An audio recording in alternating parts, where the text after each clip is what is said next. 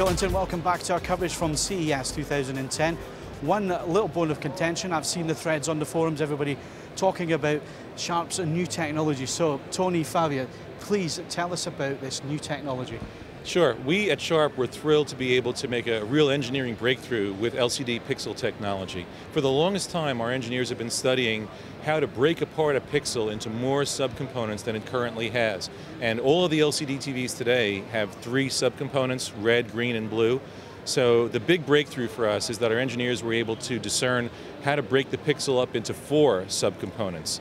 Red, green, blue, and now adding yellow for the first time as a subcomponent in the pixel.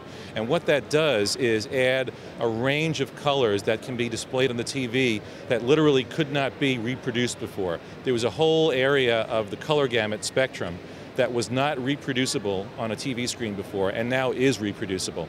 Things like yellows and golds, that would be obvious from adding the yellow pixel. But things that might not be so obvious are some colors in the blue area of the spectrum, such as what some people refer to as Caribbean blues, or very light blues, which are very hard to discern without having a yellow subpixel.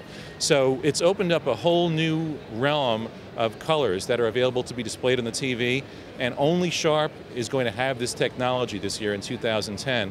So we're rolling out 3 new series of Edge Light LED models, all in the spring of 2010, ranging from 40 inches up to 68 inches in screen size, and all of them will have this technology that we're calling Quadpixel technology. So we're very excited about that. We feel of all the innovations that have been done in LCD over the last few years, this one really has the potential to be what we feel is a game-changing technology, because it literally alters the structure of the pixel in a way that no one else has been able to do. So it's a real breakthrough.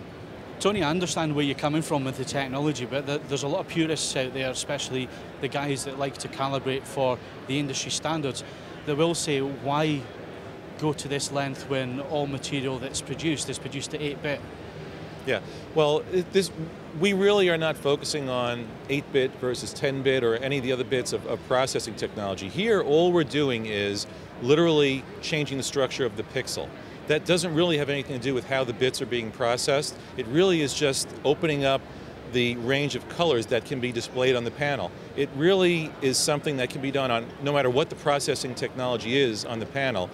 And also the refresh rate doesn't matter either, whether it's 60 hertz, 120 hertz, 240. We have models that are both 120 and 240 in this line of products that are coming out in the spring. So it really is just about a full HD 1080p panel and the number of colors that can be reproduced on that panel. And what we've done is just expand that gamut. Now, when we're talking about what the purists might say, Rec 709, D65 standards, all that kind of thing, for the color gamut, they may argue that if you're going for a wider color gamut, you're actually adding in oversaturation that isn't there on the original content. No, actually, we are adding more accurate colors. It's colors that were not able to be reproduced from the content to the television previously. So we're actually pulling more colors out of that content and making them able to be displayed on the TV than were able to be pulled out and displayed before. It's expanded the experience. It's not creating colors that aren't there. It's actually creating colors for the TV that were there but weren't previously able to be seen before. That's why we feel it's such an important technology breakthrough. And by the way, we're not stopping with Quadpixel, what we've introduced this year. We're going to, in the future, look to develop technology that breaks down the pixel even further and adds other colors into the pixel structure that were not able to be displayed before. Yellow is just the first step in that. In the coming years, I think you'll see more from us in that regard.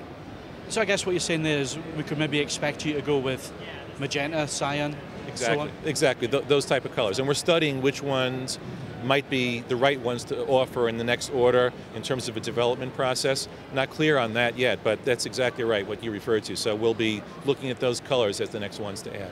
And have you had any input from the creative industry, the film industry, to what you're doing here? Yeah. And what's their views? Yeah, actually they're really excited about it. They're all coming, like a lot of other people are, to ask about how we did the technology and ask what that might mean for their being able to reproduce films in more lifelike terms for television in the future. And we're going to work with them over the next several months to figure out how to do that. Tony, it's been great to see you. Thanks very much for the explanation of the technology there. And join us for more videos from CES very soon.